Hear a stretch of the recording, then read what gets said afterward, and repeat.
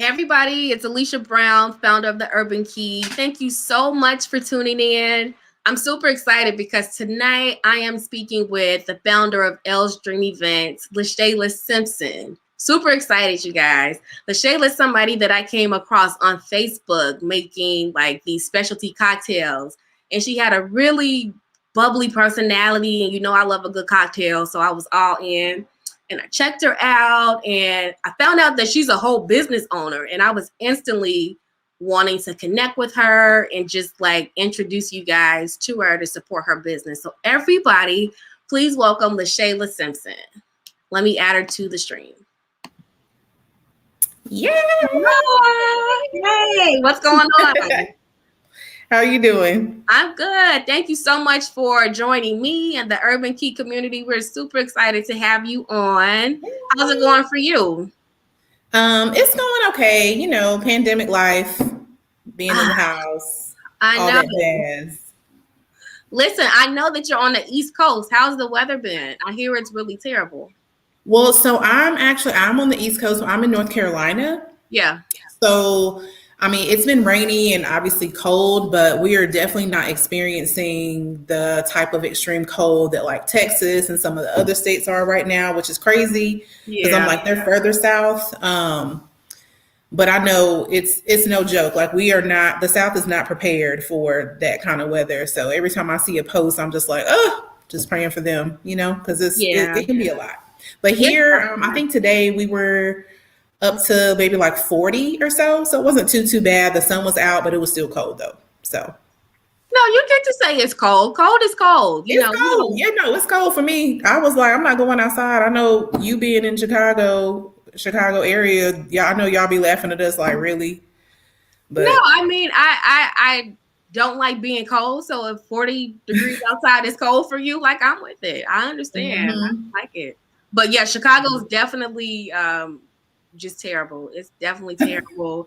And just want to send love and support to everybody who is going through, like, it is such a hard time. You've got the pandemic and like, for an example, in Chicago, the roofs have been caving in on people's houses. And so, and I know in Texas, you know, the issue with the heating and just so many different things. So I really just want to shout out, you know, everybody that's kind of going through it, just kind of stay strong and all that stuff. But so LaShayla, want to transition because that's kind of hard, but I want to get to know you, the woman behind the brand. I know that you're an awesome planner, but let's intro you to everybody. So where are you from?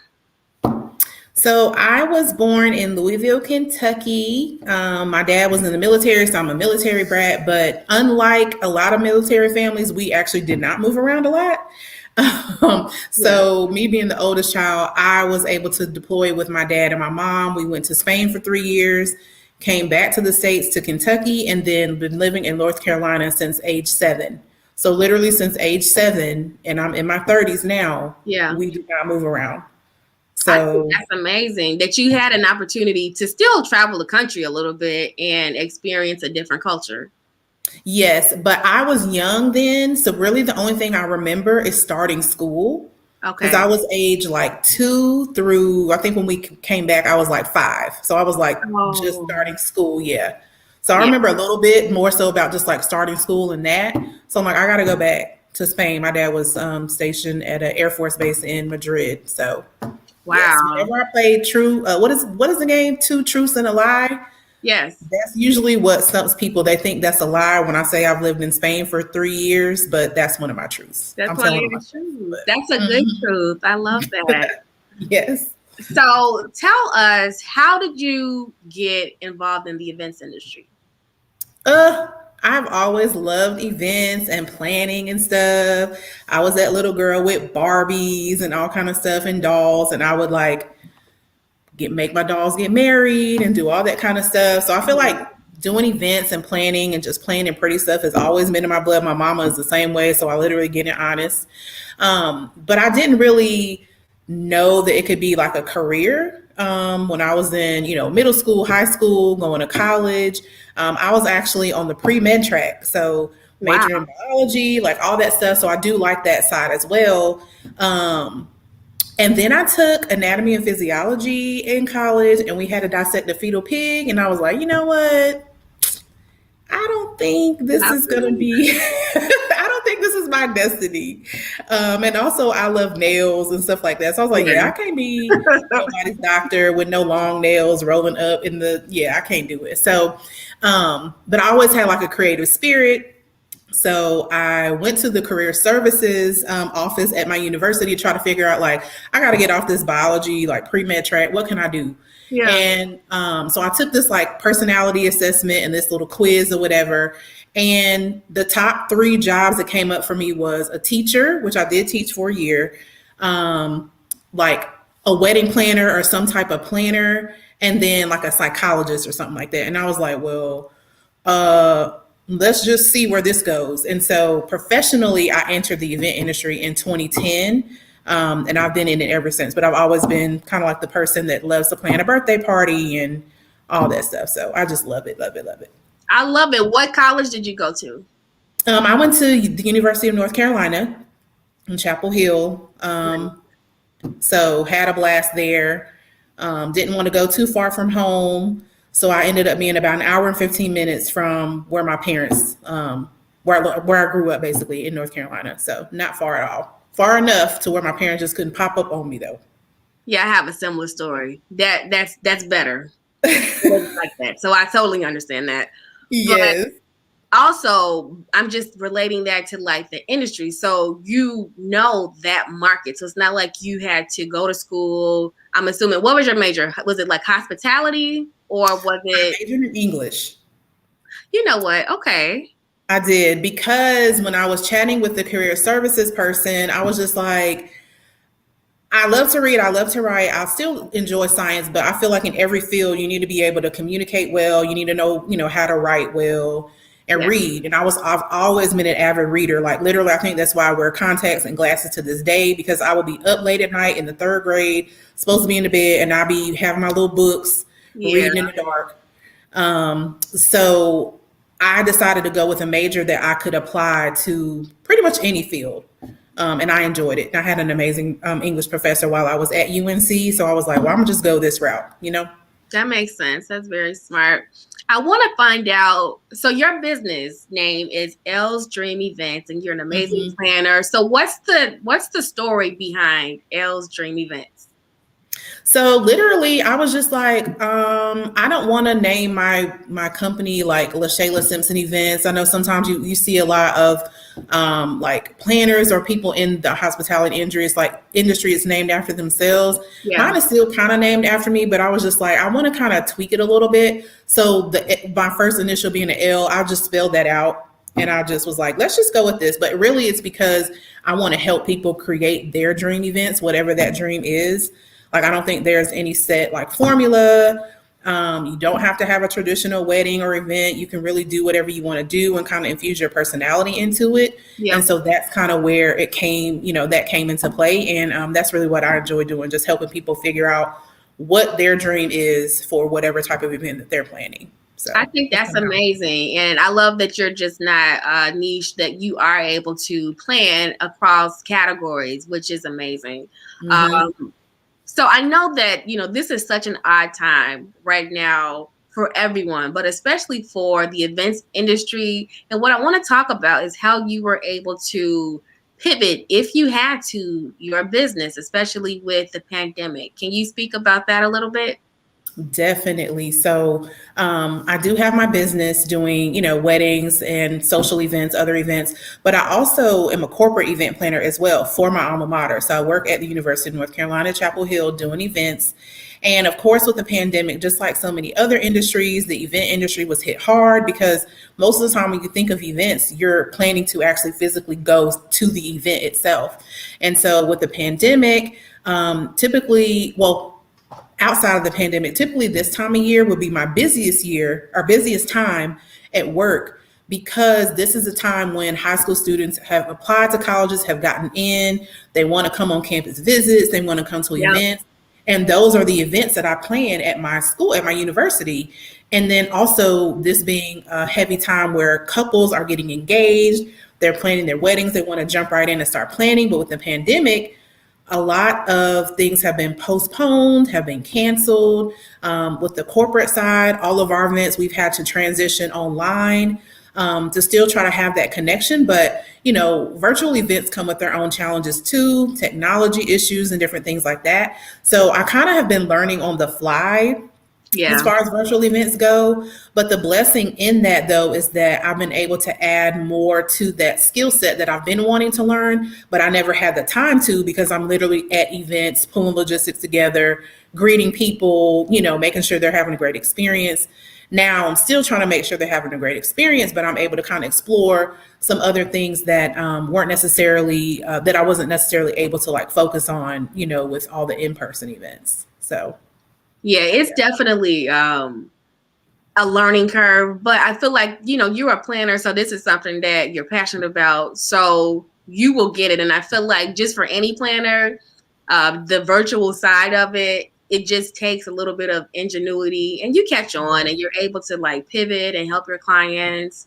And so I think that that's amazing that you're able to offer, services. You have that type of flexibility to do both, because right now, I can't say if it's smart to do in person, but I'm not also going to tell somebody what they should do, for their big day or for their special event. So I love that you can do everything. Yes, it just takes I feel like it takes a little bit more creativity with the virtual events and a little more intention, because you can't rely on sometimes like the in-person event energy. I feel like there's nothing like it. And then with me working on a college campus, like the campus plays a major role in the experience as well, because I work on a beautiful campus, in a beautiful, typical, like quintessential college town, where it's just like literally everything is beautiful. And so transitioning to virtual is just about being more intentional. So for other planners that are having to transition their events virtually, you can still have a great experience. Your attendees can still enjoy themselves, but focusing on engagement and different activities, different ways to keep people engaged, because just sitting at a computer screen or a phone screen for however long the event is sometimes can be tough. But just making sure that you're keeping that in mind. You're like building in breaks, building in some fun. Like it's okay, you can loosen up a little bit. I always like to have music, even through a virtual event, because I just hate dead air. So it's like if you're planning a conference or like a training meeting or whatever, during breaks, like play music, have a video on or something, just some sort of engagement. So it's not just, doesn't feel like, oh, I'm trying to get through this. I'm trying to stay engaged through this computer screen, but make it to where people want to engage. So when I introed you, one of the things that I said was that I found your profile on Facebook because you were making a cocktail, which people are probably going to go like, what are you talking about? We're talking about event planning. But I know one of the things that you did during your pivot was just think of a outside of the box way to be a support for your clients maybe, and then you're on a different path. So do you want to speak to that?